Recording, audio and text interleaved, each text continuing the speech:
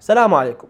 هذا المقطع اللي راح تشوفونه الآن حصل هواي انتقادات على مواقع التواصل الاجتماعي، وحصل هواي ناس مؤيدين دافعوا عنه في مواقع التواصل. فاليوم راح نحسم الجدل في قضية هذا الموضوع. أنا متأكد هواي راح تتفقون ويا كلامي، وربما البعض راح يكون أيضا ما يتفق ويا كلامي، وهذا شيء طبيعي لكل شخص وجهة نظره طبعا. لكن أنا الناس حبت وجهة نظري أطرحها، فراح أطرحها لكم. اللي يحب يتقبلها فخير على خير، واللي ما يحب يتقبلها فبكيفه. تعالوا خلينا نشوف الفيديو بعدين نعلق.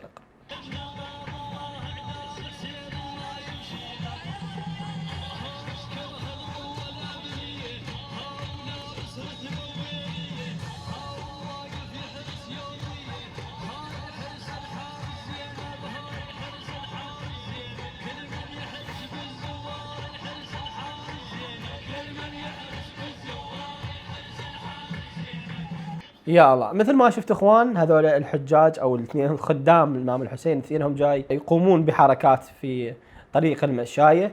اولا خلي اقول فد نقطة مهمة، انه طريقة الهوسات وطريقة الضحك وهذا هي خطأ، تمام.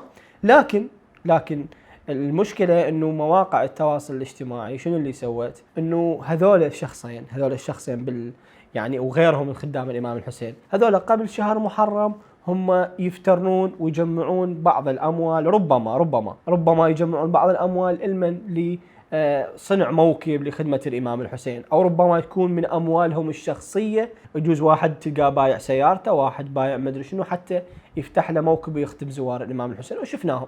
انا جاي اقول ربما ما اعرف هم شنو اللي كانوا يسوونه قبل شهر محرم، لكن هم اكيد كانوا يهيئون فد ارضيه مناسبه لخدمه زوار الامام الحسين قبل شهر محرم. وبدا شهر محرم وبداوا بخدمه الامام الحسين، صار لهم تقريبا اكثر من شهر محرم وشهر صفر اللي هو وصلنا اليوم ايش قد؟ يوم تقريبا 10 صفر. فهم كل هذا الوقت يخدمون بالامام الحسين وبزوار الامام الحسين. هذه النقطة او هذا الخطأ السلبي الوحيد اللي الناس صورتهم ونشرتهم على مواقع التواصل الاجتماعي وانتقدتهم عليه. ليش ما الناس ركزت وصورتهم وهم شلون كانوا يجهزون ويفرشون الارضية لخدمة زوار الامام الحسين ووضع الراحة لهم؟ فأنا صراحة ما أحب أنتقد هيجي شخصيات، لأن هذول أعرف شنو دواخلهم. هذول ناس خلصوا عمرهم في خدمة الإمام الحسين، وهم ما معصومين، ممكن أن يخطئون، ممكن أن تطلع من عندهم فزلة معينة، ماكو مشكلة.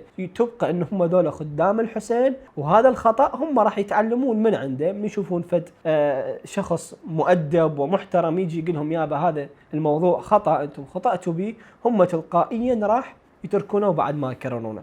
أما أسلوب التهجم وأسلوب التجاوز واحتساب هذا الفعل على كل خدام الإمام الحسين وتشويه صورتهم، هذا الشيء نهائيا مو صحيح.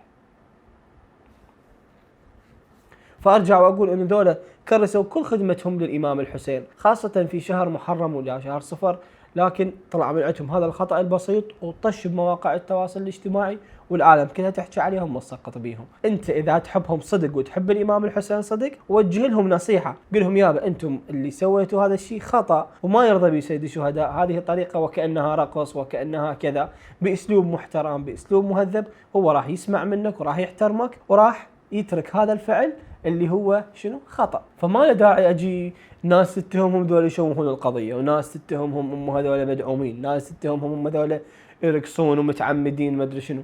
ما لها داعي اخوان، والله ما لها داعي. فانا اوجه لهم كل الحب والتحيه والاحترام، واقول لهم هنيئا لكم لخدمه زوار الامام الحسين، واتمنى انه مثل هيك التصرفات ما تتكرر لا من عندكم ولا من ناس غيركم، حتى لا تتشوه القضيه، وحتى لا الناس تاخذها وتعتبرها هذه مصيده علينا، حتى يقولون ها شوفوا الشيعة شلون يرقصون، ها شوفوا الشيعة ايش جاي يسوون والى اخره.